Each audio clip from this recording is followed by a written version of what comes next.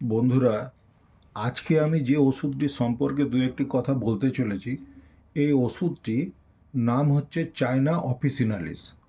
তো আমার ভিডিও দেখে এক দুজন আমার বন্ধুও আমাকে প্রশ্ন করেছিল যে এই যে শীতকালে কারো কারো হয় কি, হাত রাত্রেবেলায় শুয়ে থাকার ফলে হাতে ঝিনঝিনি ধরা বা আঙুলগুলো যেন অবশ হয়ে যাওয়া, এই জাতীয় একটা প্রবলেমের জন্য আমাকে কেউ কেউ জানতে চেয়েছিল। তো ব্যাপার হচ্ছে, আমাদের ওষুধের তো ডাইরেক্ট কোনো মেডিসিন বলে দেওয়া যায় না ওইভাবে। তবুও যখন জিজ্ঞেস করেছে, আমি সেই হিসাবে চিন্তা ভাবনা করে আমি একটা ওষুধের কথা ভাবলাম, যে ওষুধটির নাম হচ্ছে চায়না অফিসিনালিস। এই ওষুধটিতে আমরা প্রমিনেন্ট সিমটমস কিছু দেখতে পাই। এমনি তো টোটালিটি অফ সিমটমস না করে ওষুধ দেওয়া আমাদের উচিত নয়।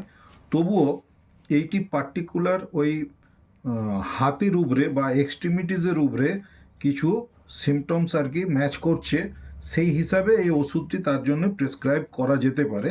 সেইটি আমি একটু বুঝিয়ে দেওয়ার চেষ্টা করছি, এবং হয়তো এই ভিডিওটি দেখলে সেই বন্ধুর হয়তো কাজে লাগবে, সেই জন্য এই ওষুধটি আমি বলে দিচ্ছি।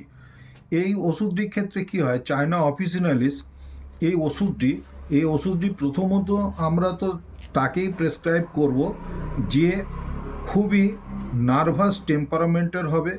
আচ্ছা, রিলেশন হচ্ছে হিট কোল্ডের সঙ্গে যে রিলেশন হয়, সেই রিলেশনটি চিলি পেশেন্ট হবে।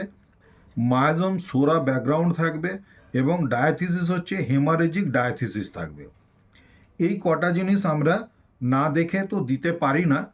তবুও এবারে হচ্ছে কি, পার্টিকুলার সিমটমসের মধ্যে যেমন আসছে, সেইখানে আমরা একটু বলতে পারি। পার্টিকুলার সিমটমস হচ্ছে চায়না অফিসিনালির pains in limbs and joints. তাহলে কি হচ্ছে, লিম্বস অর্থাৎ আমাদের হাতে পায়ে যেন আমাদের ব্যথা অনুভব হবে, এবং জয়েন্টসগুলোতেও যেন ব্যথা অনুভব হবে, এবং সেটা সেন্সেশনটা যেন স্প্রিন স্প্রিন বলে মনে হবে। হ্যাঁ, যেন সেই টেনে দেওয়া হয়েছে, খিচে দেওয়া হয়েছে, এই টাইপের একটা টান ধরনের একটা ব্যথা। এবং তার সঙ্গে এইটিতে একটি প্রমিনেন্ট সিমটমস আমরা দেখতে পাচ্ছি, সেটা হচ্ছে তার ট্রিম্বলিং সেন্সেশন থাকবে। হ্যাঁ, গ্রেট ডেবিলিটি অর্থাৎ খুবই দুর্বল ভাব থাকবে, এবং ভীষণভাবে তাদের নামনেস থাকবে। নামনেস এইখানে কথাটা হচ্ছে অবশ ভাব, এবং আমাকে যে জিজ্ঞেস করেছে সেও ওইটি বলেছে যে তার যেন হাতগুলো অবশ ভাব হয়ে যায়। তাহলে লিম্বসের অবশ ভাব, নামনেস অফ লিম্বস, এই ক্ষেত্রে আমরা কিন্তু এটি আমরা ব্যবহার করতে পারি। এবং অ্যাভারশন টু এক্সারসাইজ, এবং সে কোনো সেই এক্সারসাইজ করতে চায় না, অর্থাৎ কাজ করতে চাইবে না। আর সেন্সিটিভ টু টাচ, এবং সেই জায়গাতে সে যেন হাত দিতে চাইবে না। হাত দিতে গেলে কেউ যদি হাত দিয়ে দেখতে যায় তাহলে ওভার সেন্সিটিভ থাকবে। এই সমস্ত সিমটমসের উপরে বেস করে, এবং এতে কিন্তু এই আমরা চায়না মেডিসিনটির ক্ষেত্রে কিন্তু আমরা এই মডালিটিসে আমরা দেখতে পাই যে মর্নিংয়ে অ্যাগ্রাভেশন এবং সিটিংয়ে অ্যাগ্রাভেশন, অর্থাৎ বসে থাকলে এবং সকালবেলাতে তাদের অ্যাগ্রাভেশন পাওয়া যাচ্ছে। তাহলে অনেকখানি ওই পেশেন্টের সঙ্গে মিলে যাচ্ছে যে সকালবেলায় হাতে ঝিনঝিনি ধরে, নামনেস হয়, এবং তার বেড়ে যায়, সকাল দিকটাতে তার বেড়ে যায়, আর সে কোনো কাজ করতে পারে না, ওভার সেন্সিটিভ থাকে, টাচ করতেও দিতে চায় না। তাহলে profound debility from exhausting discharges and loss of vital fluid and haemorrhage, এই এই যে সিমটমসগুলো, এখন এই সিমটমসগুলো তো আর তার থেকে আমি মানে কালেক্ট করতে পারছি না।